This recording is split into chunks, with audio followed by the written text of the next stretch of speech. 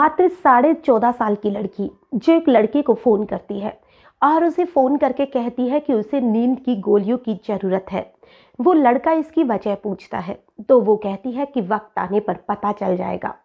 अब जो लड़का था उसे लगा कि शायद वो रात को उसे अपने घर मिलने के लिए बुलाएगी और इसके लिए वो अपने माता पिता को सुलाना चाहती होगी, इसीलिए वो नींद की गोलियां मंगा रही है और वो उसे लाकर भी दे देता है। लेकिन जो लड़की थी उन्हीं नींद की गोलियों को अपने माता पिता को दूध में देती है और फिर उनका इतनी बेरहमी से कत्ल करती है कि देखने वाला हर एक इंसान हैरान था कि कोई भी बेटी जिसकी उम्र मात्र 14.5 साल है और वो अकेली लड़की अपने बाहर सोए हुए माता पिता को कैसे मार सकती है। क्या ये करते हुए इसके हाथ बिल्कुल भी नहीं कांपे थे और इसकी जब आप वजह जानेंगे तो आप खुद हैरान हो जाएंगे कि क्या कोई भी बेटी ऐसा भी कर सकती है क्या। नमस्कार, आदाब, सत श्री अकाल। मैं हूं नंदिनी यादव।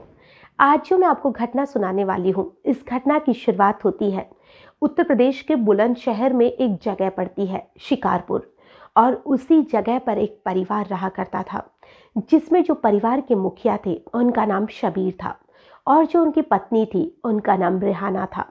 उनके 5 बच्चे थे जिसमें 4 लड़कियां थी और एक सबसे छोटा लड़का था।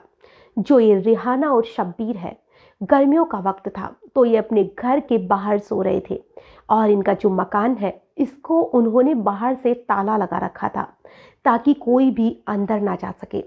दूसरे दिन सुबह के लगभग 5 बज जाते हैं और जो इनकी बड़ी बेटी होती है जिसकी उम्र 14.5 साल होती है, वो लड़की अपने माता पिता को जगाने के लिए बाहर का जो मेन गेट का दरवाज़ा था उसे बार बार खटखटाई जा रही थी और कही जा रही थी कि अम्मी अब्बू आप दरवाज़ा खोलिए, हमें बाहर आना है, क्या आप अभी भी उठे नहीं है क्या।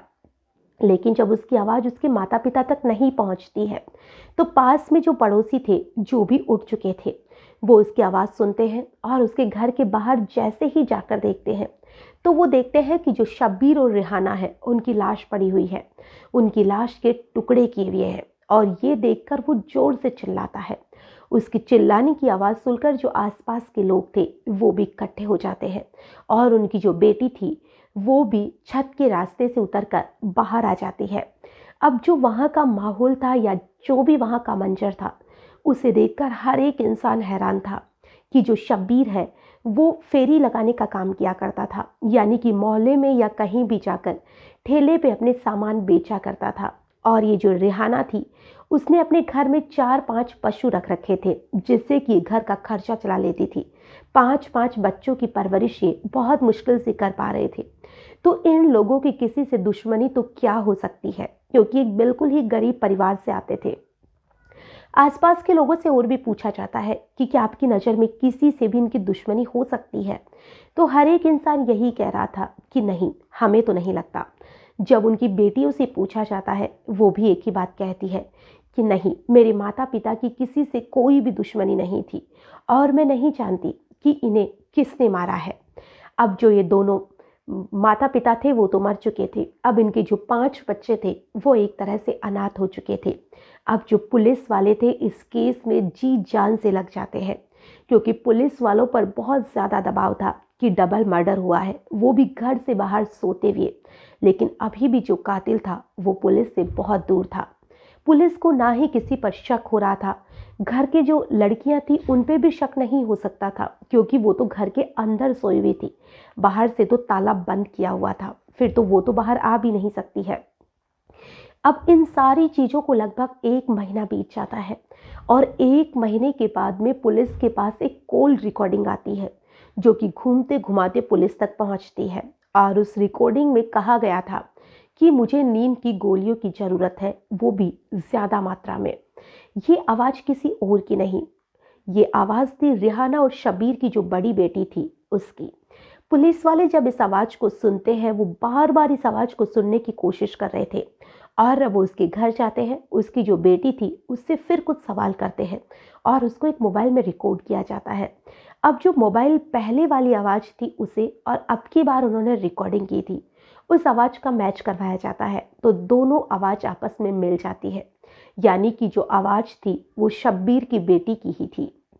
अब पुलिस वाले उसकी बेटी को बुलाते हैं और उससे पूछताछ करते हैं कि तुम्हें नींद की गोलियों की कहाँ ज़रूरत पड़ रही थी।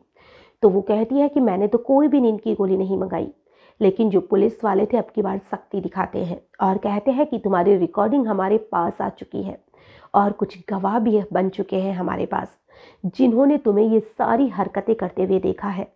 तो जो लड़की थी वो मात्र 14.5 साल की ही तो थी, तो वो भी डर जाती है कि अगर मैंने अब सच्चाई नहीं बताई तो पुलिस वाले ना जाने मेरे साथ क्या करेंगे।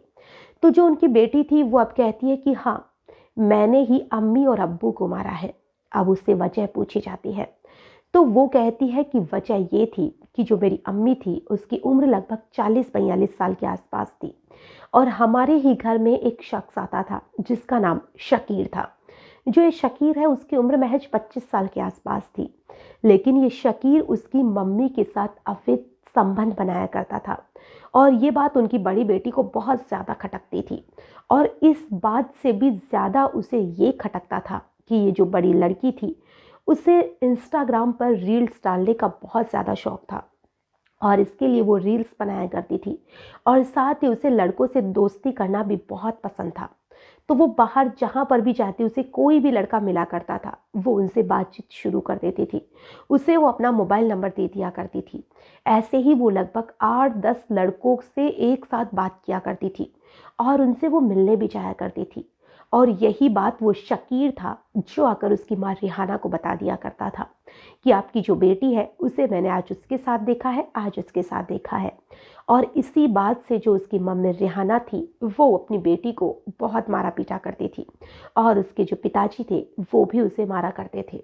और जो ये शकीर था इससे भी उसकी माँ उसे कभी कभी पिटवा दिया करती थी और इस बात से उसकी बेटी को बहुत गुस्सा आता था।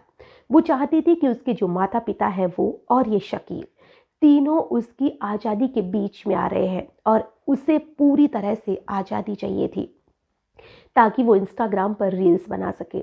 उसकी माँ को भी उसका रील्स बनाना पसंद नहीं था, लेकिन इधर ये जो बेटी है वो रील्स बनाने की बहुत ज़्यादा शौकीन थी और इसीलिए उसने अपने माता पिता का कत्ल कर दिया। अब पुलिस वालों ने उसे पूछा कि तुम तो अंदर सोई हुई थी, फिर बाहर कैसे आई? तो वो बताती है कि छत के रास्ते से जिधर बिजली के भी तार लगे हुए थे उधर से ही वो आती है। पहले ही उसने अपने माता पिता को दूध में नींद की गोलियां दी हुई थी और अब उसे लगने लगा कि नींद की गोलियों का असर हो चुका होगा। वो अपने मम्मी पापा को आवाज़ भी देती है ताकि वो चेक कर सके कि क्या नींद की गोलियां अपना असर दिखा चुकी है क्या। जब उसे लगता है कि उसके माता पिता उसे कोई भी आवाज़ नहीं दे रहे हैं तो वो समझ चुकी थी कि अब वो सो चुके हैं। तभी जो ये लड़की थी वो कुल्हाड़ी लेके आती है जिसका इसने पहले ही इंतजाम कर रखा था और वो उसी कुल्हाड़ी से अपने सोए हुए माता पिता के टुकड़े टुकड़े कर देती है।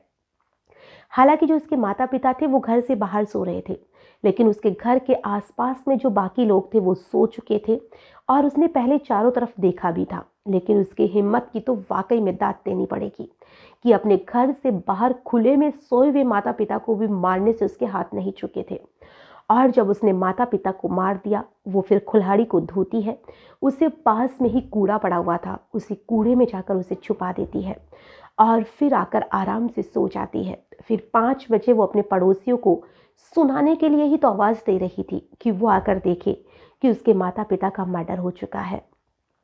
जब पुलिस वाले उस पूरे केस को उस लड़की के मुंह से सुनते हैं तो वो खुद सन्न रह जाते हैं कि एक मात्र 14.5 साल की लड़की कैसे किसी को मार सकती है, वो भी इतनी बेरहमी से कि उसने अपने माता पिता के टुकड़े टुकड़े कर दिए। और वजह भी तो कितनी छोटी सी थी कि उसे आज़ादी चाहिए थी, उसे लड़कों से बात करना पसंद था, उसे रील्स बनानी थी और इन सारी चीज़ों की वजह से उसने अपने माता पिता का मर्डर कर दिया। आज की जो कहानी है वाकई में बहुत ही ज़्यादा हैरान करने वाली कहानी है कि जिस माता पिता ने हमें इतना बड़ा किया है, जिसने हमें पाल पोष कर इतना बड़ा किया है, जन्म दिया है, उसी माता पिता को कोई भी उनकी औलाद, चाहे तो लड़का हो चाहे तो लड़की हो, वो इतनी बेरहमी से कैसे मार सकता है। इन सारी चीज़ों से तो यही लगता है कि जो ये मोबाइल फ़ोन है वाकई में इसका असर बहुत ज़्यादा हो रहा है और मोबाइल फ़ोन देख के ही लोगों को सीख मिलती है कि कैसे हम किसी को मार सकते हैं, कैसे नींद की गोलियों को हम काम में ले सकते हैं। कैसे हमें और कुछ कर सकते हैं।